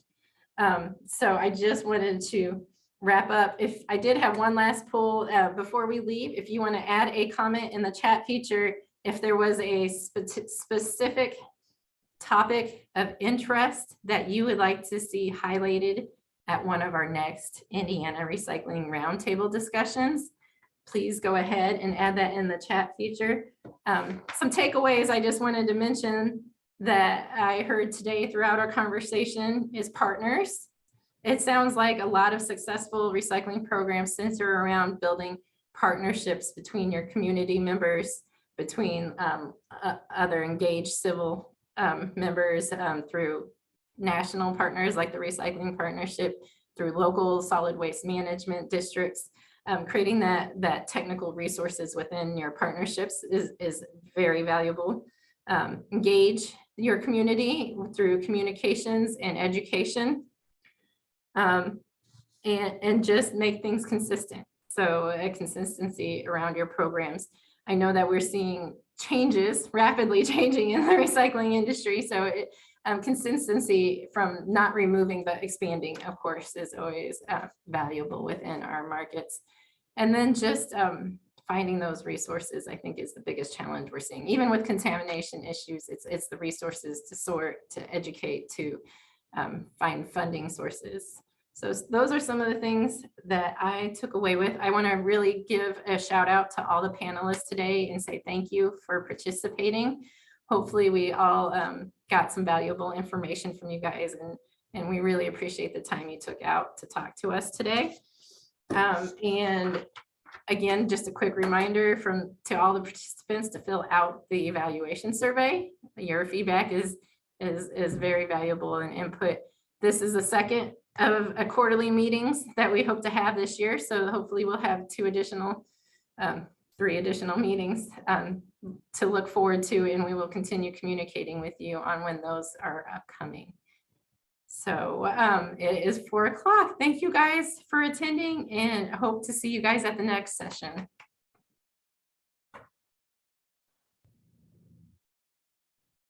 Thanks, Deanna. Thanks, Pat.